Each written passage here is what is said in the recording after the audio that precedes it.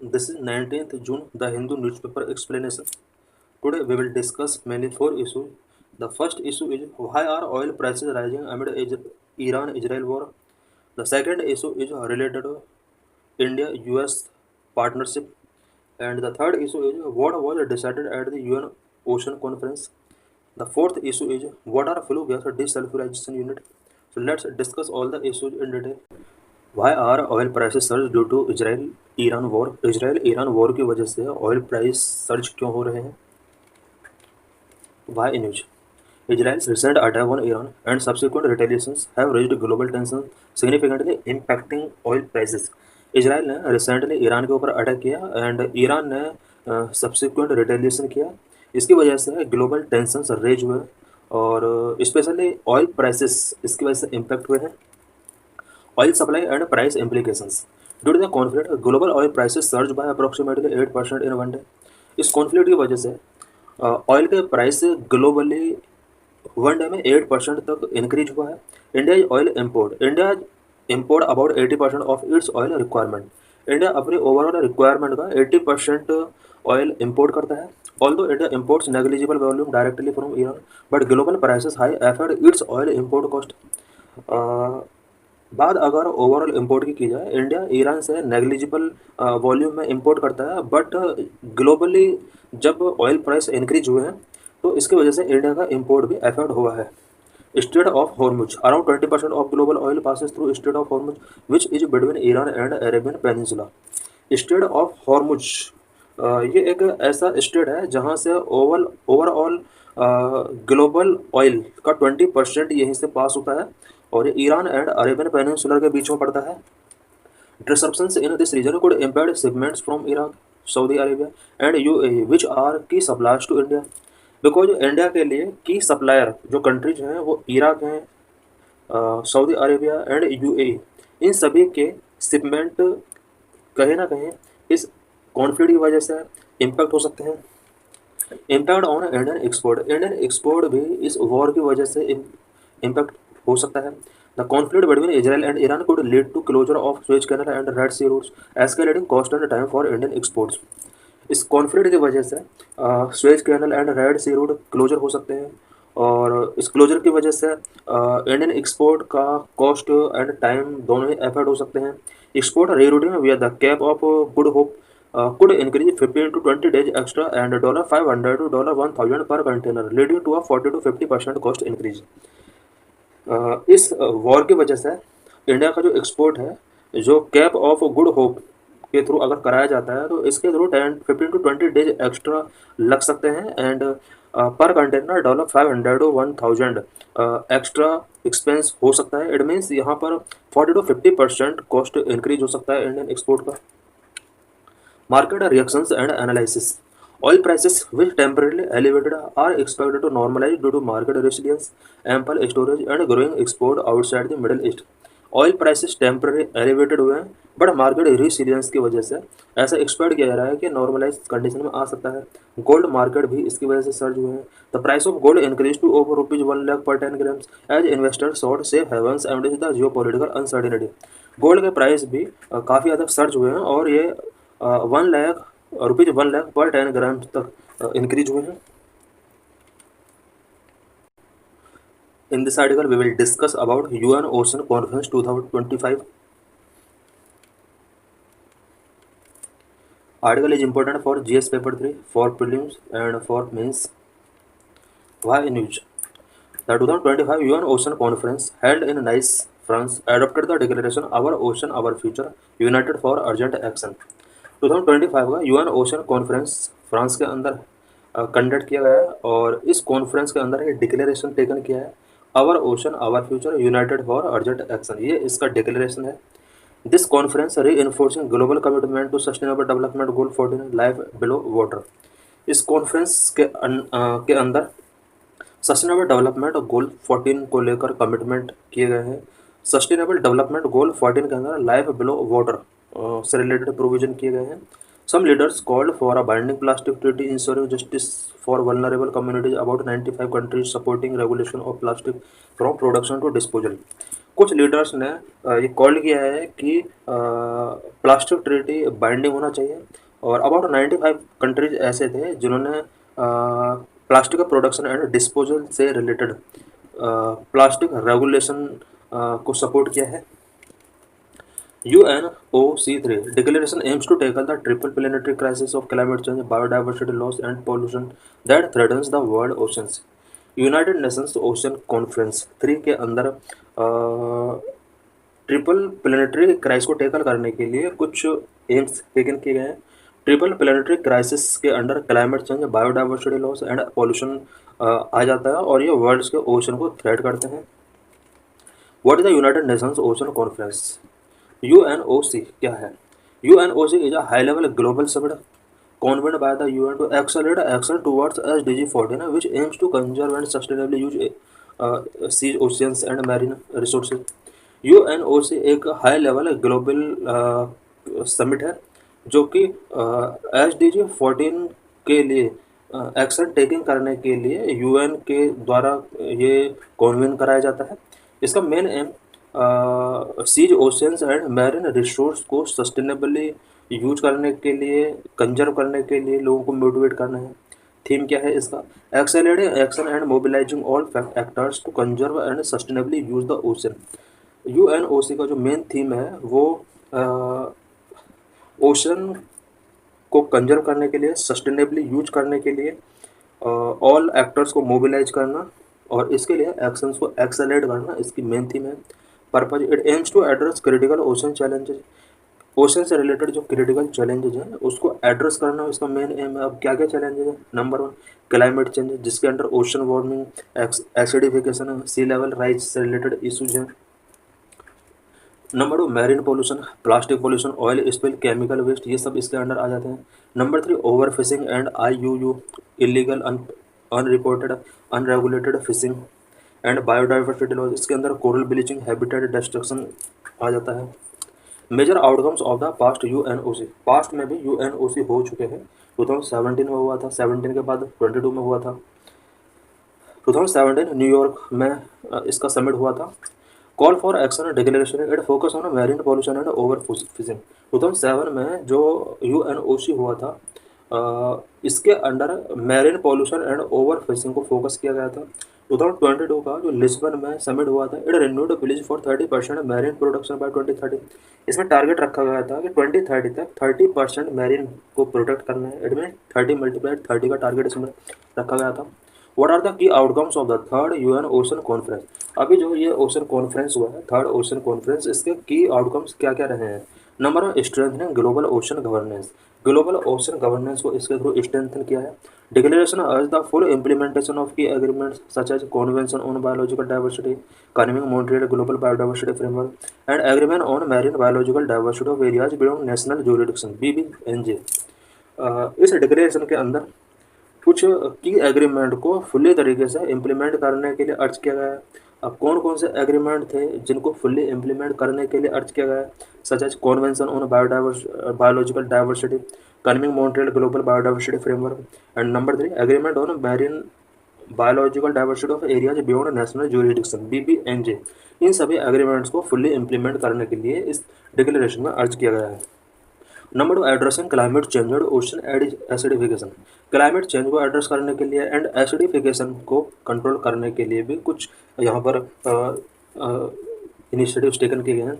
The declaration called for enhanced global action to minimise climate change impact including ocean acidification. Climate change impacts को minimise करने के लिए, global action को enhance करने के लिए डिक्लेरेशन के अंदर कॉल किया गया है। Climate change such as ocean acidification को इसमें फोकस किया गया है। The conference expressed concern over plastic pollution and its environmental harm. इस कॉन्फ्रेंस के अंदर प्लास्टिक पॉल्यूशन से रिलेटेड कंसर्न को रेज किया गया है, एंड उसके एनवायरमेंटल हार्म क्या क्या होते हैं इससे रिलेटेड भी यहाँ पर कंसर्न रेज किए गए हैं। But also affirmed the commitment to prevent and reduce marine pollution of all kind के मैरीन पॉल्यूशन को रिड्यूस करने के लिए, प्रिवेंट करने के लिए इसके अंदर कमिटमेंट्स को रीअफर्म किया गया है। Number 3 sustainable ocean based economies, ocean based economies को सस्टेनेबल बनाने के लिए भी कुछ फोकस किया गया है। The declaration recognised the economic potential of sustainable ocean activities particularly for least developed countries and small island developing states. Least developed countries and small island developing states के लिए यहाँ पर सस्टेनेबल ओशन एक्टिविटीज़ के potential को यहाँ पर raise किया गया है। Declaration also highlighted tools like sustainable ocean plans for the effective management of ocean resource. Ocean resource के इफेक्टिव मैनेजमेंट के लिए सस्टेनेबल ओशन प्लान्स को एक टूल के तौर पर हाईलाइट किया गया। Number 4, indigenous knowledge and ocean mapping. Indigenous knowledge and ocean mapping सबसे इंपॉर्टेंट है। Declaration emphasise that ocean action should be guided by scientific research, traditional knowledge and the expertise of indigenous peoples. Declaration ने emphasise किया कि ocean action जो guide किए जाना चाहिए वो साइंटिफिक रिसर्च और traditional knowledge and indigenous people की एक्सपर्टाइज के बेस पर किया जाना चाहिए। It also highlighted the importance of national ocean mapping marine ecosystems to support better policy making. Better policy making को सपोर्ट करने के लिए national ocean mapping and marine ecosystem के इम्पोर्टेंस को इसने हाईलाइट किया है। How the triple planetary crisis is forming harming oceans and marine ecosystems. Triple planetary crisis किस तरह से ओशन एंड मैरीन इकोसिस्टम को हार्मिंग कर रहे हैं। Number 1, climate change impact. Climate change impact किस तरह से ओशन एंड मैरीन इकोसिस्टम को अफेक्ट कर रहे हैं। Oceans absorb about 90% of excess heat from global warming, causing increased salinity and disruptions of marine ecosystems. Global warming की वजह से होने वाली हीट का 90% तक ओशन उसको एब्जॉर्ब करते हैं, और इस हीट को जब ओशन एब्जॉर्ब करते हैं तो इसकी वजह से ओशन की सैलिनिटी इंक्रीज होती है एंड मैरीन इकोसिस्टम डिसरप्ट होते हैं। Also absorb 23% of anthropogenic CO2 emissions, making ocean 30% more acidic since pre-industrial times and harming cell-forming organism and coral reef. CO2 anthropogenic CO2 emissions पर 23% तक ocean absorb करते हैं, और इसकी वजह से ओशन 30% तक एसिडिक हो सकता है। इस एसिडिक की वजह से shell forming organism and coral reef को काफ़ी हद तक हार्म पहुंचता है। Warmer waters hold less oxygen, creating dead zones, while melting polar ice and glacier calving are rising sea levels, threatening coastal cities like Chennai, Mumbai and Kolkata. Global warming की वजह से अगर ओशन वाटर वार्म होता है तो oxygen level उसका लेज होता है और इसके अंदर डेड जोन क्रिएट होते हैं, और इस ग्लोबल वार्मिंग की वजह से अगर polar ice and glacier melt होते हैं, सी का लेवल राइज होता है। सी का लेवल राइज होने से coastal cities like Chennai, Mumbai and Kolkata के लिए थ्रेटनिंग पैदा हो सकता है। Number 2, coral reef destruction. Rising temperature led to coral bleaching as coral expel symbiotic algae, turning white and often leading to mass die-offs। Temperature rise होने की वजह से कोरल ब्लीचिंग बहुत ज़्यादा होता है। The fourth global mass bleaching event 2023-25 affected about 84% of world's coral reef across 82 countries, causing severe damage to marine biodiversity hotspots। Fourth global mass bleaching event जो कि 2023 से 25 तक हुआ था, इसने 84% ग्लोबल वर्ल्ड्स के कोरल रीफ को अफेक्ट किया है। Number 3, over exploitation of marine resources. Over fishing has caused significant decline in की स्पीसीज का 70% तक की स्पीसीज का यहाँ पर ओवर फिशिंग की वजह से सिग्निफिकेंट डिक्लाइन हुआ है। Plans to mine the ocean floor for metal threaten to destroy coral sponge habitat and undiscovered species, creating under water dust clouds that could suffocate marine life over vast areas. Ocean floors पर mine का जो planning किया जाता है metals के extraction के लिए, ये कोरल को डिस्ट्रॉय कर रहा है एंड अनडिस्कवर्ड स्पीसीज को भी यहाँ पर काफ़ी ज़्यादा डिस्ट्रॉय कर रहा है। अंडर वाटर डस्ट इसकी वजह से क्रिएट हो रहे हैं जो कि मैरीन लाइफ के लिए सफोकेटिव हो सकते हैं। Number of habitat destruction. Mangrove forest which are important coastal nurseries for fish are being cleared for shrimp farms and resorts, while coastal development builds over turtle nesting bridges for hotels. Mangrove forest जो कि fish की nurseries fish के लिए एक nurseries के तौर पर work करता है, और श्रिम्प फार्म्स एंड रिजॉर्ट्स के लिए मैंग्रोव फॉरेस्ट को जिस तरह से क्लियर किया जा रहा है, ये फिशेस के लॉस के लिए एक लीडिंग भी हो सकता है, और कुछ डेवलपमेंट की वजह से भी यहाँ पर जिस तरह से बीचेस पर होटल्स वगैरह बनाए जा रहे हैं, टर्टल नेस्टिंग साइट्स यहाँ पर डिस्ट्रॉय हो रही हैं। Number 5, plastic and chemical pollution. Millions of tons of plastic enter oceans water each year, causing harm to marine life through ingestion and entanglement. Millions of ton plastic ocean के अंदर enter कर रहा है, और इसकी वजह से मैरीन लाइफ काफ़ी हद तक इंजेक्शन के थ्रू एंड एंटेंजलमेंट के थ्रू ईच ईयर अफेक्ट हो रहा है। सिर्फ accidents, oil spill and industrial run of introduce toxin chemical.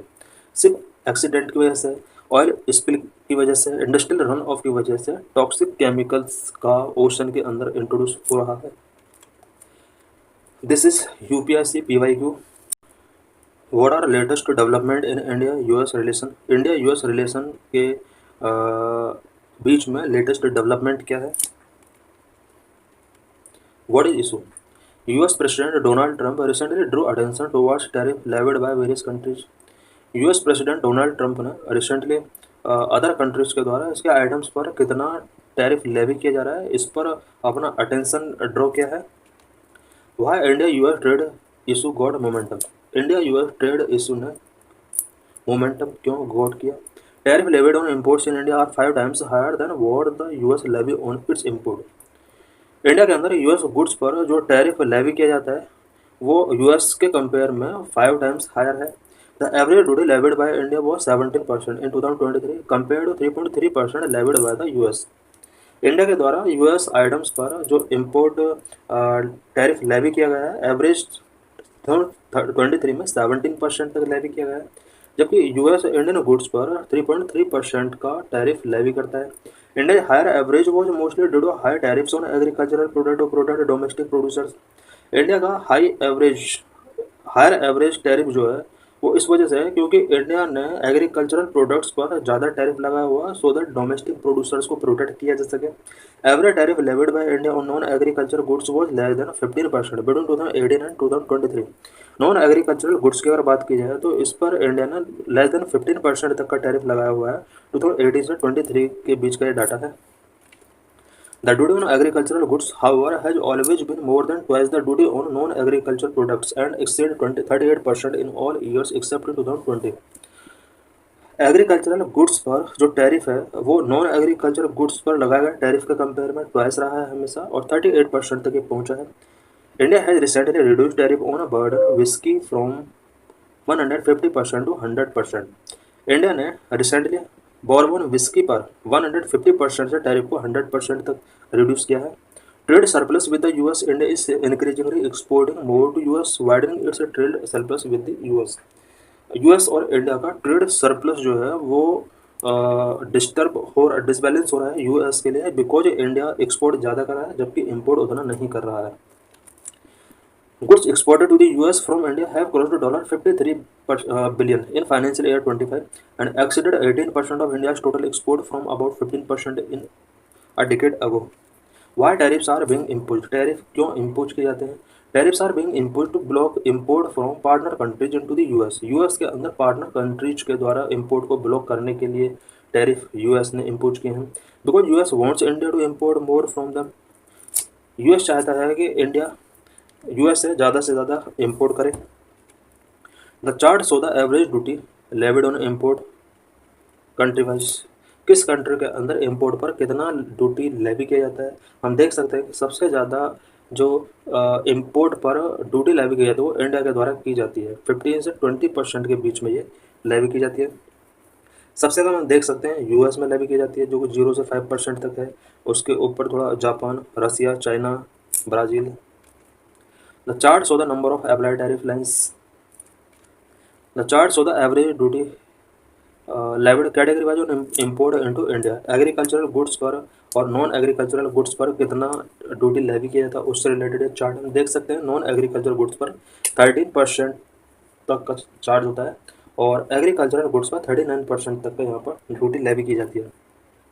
The chart show the average duty levied product category wise on imports into India. India में किन किन items पर कितना इम्पोर्ट ड्यूटी लगाया जाता है हम देख सकते हैं। बेवरेजेस एंड टोबैको पर 74% तक का हम इम्पोर्ट ड्यूटी लगाते हैं। Oil seeds, fats and oil 54% तक का। Sugar and confectionery 51%, coffee tea 56 to 47%। इस तरह से हम देख सकते हैं कि किन आइटम के इम्पोर्ट पर कितना हम ड्यूटी लेवी करते हैं। The chart show the share of export to the US in India total export. India का टोटल एक्सपोर्ट में यूएस का कितना शेयर है देख सकते हैं कि 2024-25 में 18.6% तक का एक्सपोर्ट में शेयर हमारा यूएस के साथ इंक्रीज हो चुका है। India US relation evolution. India और यूएस का जो रिलेशन है किस तरह से उसका एवोल्यूशन हुआ। कोल्ड वॉर में क्या था, पोस्ट कोल्ड वॉर क्या रहा है। During cold war era India follow the principle of non alignment while the US had stronger ties with Pakistan. Cold during cold war era के ड्यूरिंग इंडिया ने non alignment principal को follow किया, जबकि US Pakistan का एक स्ट्रोंगर टाइज था उस time पर। Post cold war relation, India and the US began building closer diplomatic ties. India और यूएस ने post cold war closer diplomatic ties build किए। US India civil nuclear agreement in 2005 marked a major milestone in strategic partnership between both. India और US दोनों के बीच में civil nuclear agreement 2005 में sign किए जाते हैं, और इस एग्रीमेंट की वजह से दोनों कंट्रीज के बीच में एक माइलस्टोन स्ट्रेटेजिक पार्टनरशिप देखा जाता है। सम फाउंडेशनल एग्रीमेंट लेमोआ, कॉमकासा, बेका, जिसोमिया, ये कुछ फाउंडेशनल एग्रीमेंट भी दोनों कंट्रीज के बीच में साइन किए गए हैं। Significance of India US relation, India US relation का क्या सिग्निफिकेंस है? नंबर वन, इकोनॉमिक ग्रोथ के लिए किस तरह से दोनों के रिलेशन बहुत इंपॉर्टेंट है। नंबर टू, डिफेंस कोलैबोरेशन के बारे में हम पढ़ेंगे। नंबर थ्री, टेक्नोलॉजिकल पार्टनरशिप के बारे में पढ़ेंगे। नंबर फोर, कल्चरल एक्सचेंज के बारे में पढ़ेंगे। क्लाइमेट कोऑपरेशन में किस तरह से दोनों कंट्री अपना रोल प्ले करते हैं। क्वाड अलायंस के बारे में पढ़ेंगे। Economic growth, strong economic ties enhance investment and bilateral trade which lead to job creation and economic development in both nations. Strong economic ties दोनों कंट्रीज के लिए इन्वेस्टमेंट एंड बायलैटरल ट्रेड को boost कर सकते हैं। इसके वजह से दोनों कंट्रीज के अंदर जॉब क्रिएशन हो सकता है, इकोनॉमिक डेवलपमेंट हो सकता है। US is the India largest trading partner, US current में इंडिया का लार्जेस्ट ट्रेडिंग पार्टनर भी है। Number of defence collaboration, some strategic defence agreement like the LEMOA and COMCASA facilitated interoperability and deeper military cooperation. कुछ strategic defence agreement जैसे LEMOA and COMCASA, ये defence agreement है जो कि military cooperation के interoperability को फैसिलिटेट करते हैं। For example joint military exercise such as युद्ध अभ्यास, इंडिया और यूएस दोनों के बीच में एक जॉइंट मिलिट्री एक्सरसाइज होता है विच इज नोन एज युद्ध अभ्यास। Technological partnership, collaboration critical technologies will enhance innovation competitiveness. दोनों कंट्रीज के बीच में अगर टेक्नोलॉजिकल क्रिटिकल टेक्नोलॉजीज में कोलैबोरेशन होगा तो इसकी वजह से इनोवेशन कॉम्पिटिटिवनेस को एनहांस किया जा सकता है। For example India US institute on critical and emerging technology ICAT। Number four, cultural exchange, a vibrant diaspora and educational exchange enrich cultural ties and enhance mutual understanding between the two societies of countries. दोनों countries के बीच में एक vibrant diaspora है and educational exchange जो है वो cultural ties को कहीं ना कहीं एनरिच करते हैं। दोनों कंट्रीज के बीच में इससे म्यूचुअल अंडरस्टैंडिंग को इन्हांस किया सकता है। For example over 2 lakh Indian student study in US, 2 lakh से ज़्यादा इंडियन स्टूडेंट यूएस के अंदर स्टडी कर रहे हैं। Number 5, climate cooperation, joint efforts in addressing climate change will strengthen global environmental governance and sustainable development initiatives. India और US दोनों countries के बीच में अगर क्लाइमेट चेंज को एड्रेस करने के लिए जॉइंट एफर्ट किए जाते हैं, इसके through global environmental governance and sustainable development initiatives को स्ट्रेंथन किया जा सकता है। For example India US clean energy partnership, India और यूएस दोनों ने क्लीन एनर्जी पार्टनरशिप साइन किया है। Number 6, Quad alliance, the quadrilateral security dialogue enhance regional security cooperation, promoting democratic values and addressing challenges in Indo Pacific. Quad के through regional security cooperation को enhance किया सकता है, democratic values को promote किया सकता है एंड इंडो पैसिफिक में जो भी चैलेंजेज हैं उसको एड्रेस किया जा सकता है क्वाड के थ्रू। और इंडिया और यूएस दोनों ही मेंबर क्वाड के हैं। For example the Quad's initiative ने vaccine distribution and maritime security, vaccine distribution and maritime security में क्वाड ने एक इंपॉर्टेंट इनिशिएटिव टेकन किया था। इंडिया यूएस डिफेंस रिलेशन 2005 से लेकर अब तक इंडिया और यूएस के बीच डिफेंस रिलेशन का स्टेटस क्या रहा। 2005 strategic dialogue were initiated which lead to deeper engagement between US and India. India और यूएस के बीच में 2005 में स्ट्रेटेजिक डायलॉग इनिशिएट किए गए। 2016 the US designated India as a major defence partner enhancing access to advance technologies and collaboration. US ने India को 2016 में मेजर डिफेंस पार्टनर के तौर पर डेजिग्नेट किया। इसके through advance technology and collaboration तक इंडिया का एक्सेस ईजी हुआ। 2016-18 the US and India signed several important agreement between 2016-18। 2016 और 18 के बीच में इंडिया और यूएस दोनों ने कुछ सेवरल इंपॉर्टेंट एग्रीमेंट साइन किए such as LEMOA. LEMOA means logistic exchange memorandum of agreement. It facilitated mutual logistic support between both country. India और यूएस के बीच में लॉजिस्टिक सपोर्ट को फैसिलिटेट करने के लिए लेमोआ साइन किया गया था, logistic exchange memorandum agreement. Number 2, COMCASA communication compatibility and security agreement facilitate secure communication between US India militaries for interoperability. India और यूएस मिलिट्री के बीच में कम्युनिकेशन को बूस्ट करने के लिए कॉमकासा साइन किया गया। COM means communication, C means compatibility and security agreement. ये कॉमकासा जो एग्रीमेंट है ये मेनली सिक्योर मिलिट्री से रिलेटेड एग्रीमेंट है। Number 3, BECA BECA means basic exchange and cooperation agreement. This allow sharing of geo spatial intelligence for enhanced military precision and navigation. Military precision and navigation को enhance करने के लिए, geo spatial intelligence को share करने के लिए बेका यहाँ पर साइन किया गया था दोनों कंट्रीज के बीच में। Number 4, GSOMIA GSOMIA means general security of military information agreement. GSOMIA protect the exchange of information, also fostering intelligence collaboration. GSOMIA information के एक्सचेंज को प्रोटेक्ट करता है और साथ ही इंटेलिजेंस कोलेब्रेशन को फोस्टर करता है। उदाहरण India for easier access to US military technology, India received strategic trade authorization Tier 1 status in 2018। 2018 में इंडिया को यूएस की तरफ से स्ट्रेटेजिक ट्रेड ऑथराइजेशन टायर 1 का स्टेटस गिवन किया जाता है, so that India US military technology तक इजीली एक्सेस कर सके। 2+2 ministerial dialogue was also established to deepen strategic cooperation.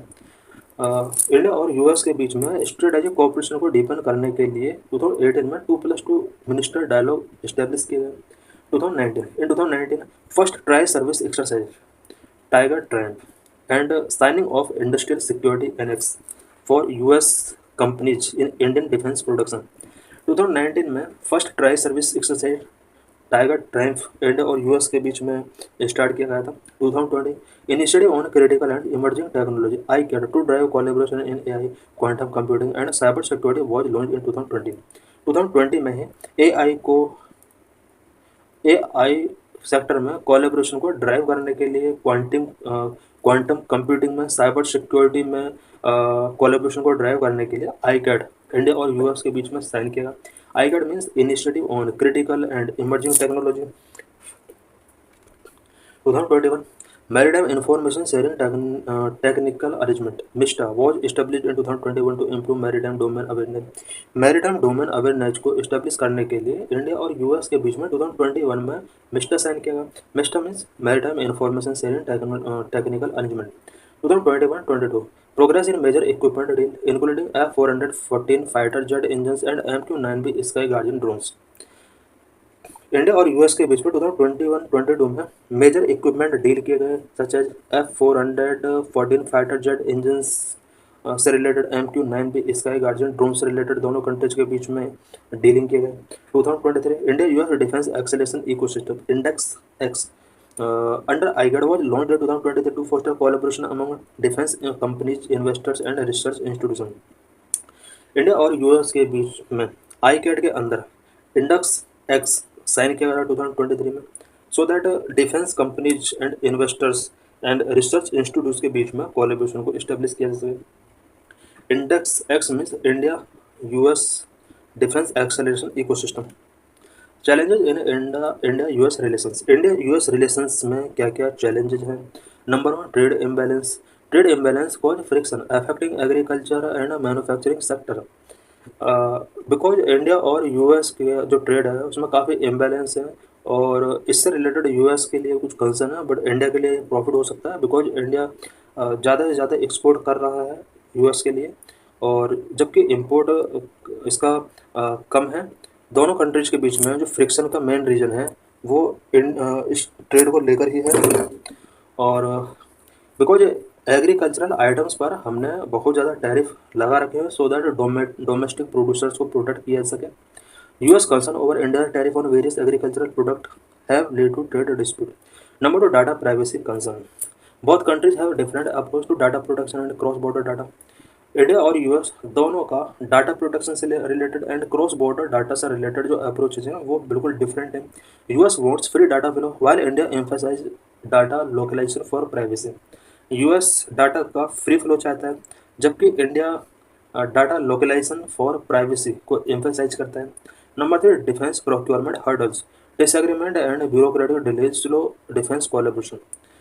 India और यूएस के बीच में डिफेंस कोलैबोरेशन को स्लो करने में डिसएग्रीमेंट एंड ब्यूरोक्रेटिक डिलेज का बहुत बड़ा रोल है। For example, the delay in finalising the predator drone deal अभी तक फाइनलाइज नहीं हुआ है। Number 4, intellectual property rights, disagreement over intellectual property rights protections specially in pharmaceutical import trade negotiation.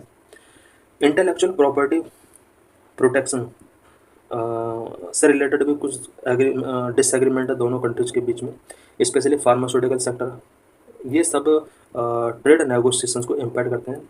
Number 5, visa restrictions, state US visa regulation particularly for H1B visa limit Indian IT professionals mobility who affair the tech industry.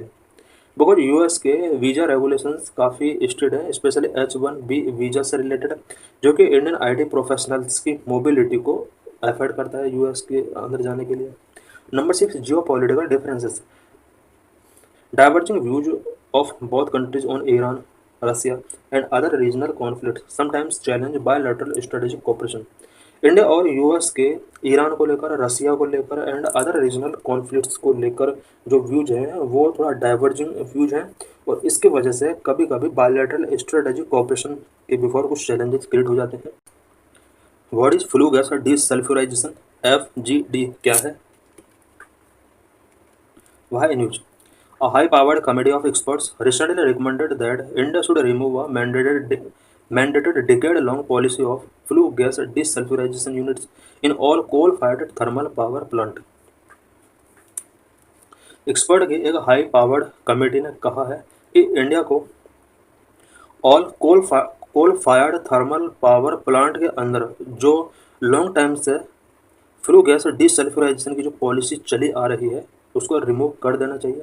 इसके under जितना भी coal fired thermal power plant है compulsory किया गया है कि flu gas डिसल्फ्यूराइजेशन unit उसके अंदर होना चाहिए, सो दैट फ्लू गैस को डिसल्फ्यूराइज किया जा सके।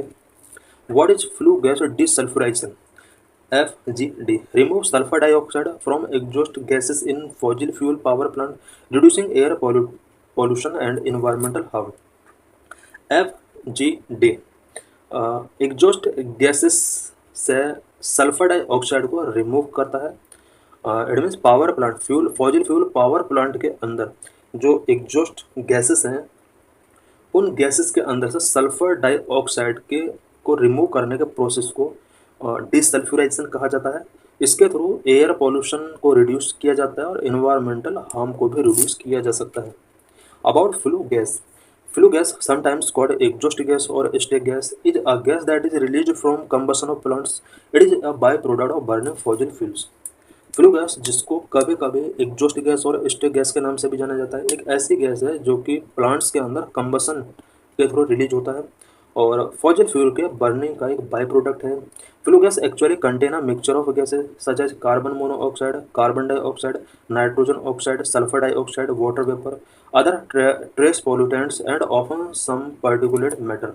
फ्लू गैस के अंदर कार्बन मोनोऑक्साइड होता है CO, कार्बन डाइऑक्साइड CO2 होता है, nitrogen oxide NO and NOT, nitrogen monoxide, sulphur dioxide, water vapour इसके अंदर होता है और पार्टिकुलेट मैटर भी इसके अंदर होते हैं।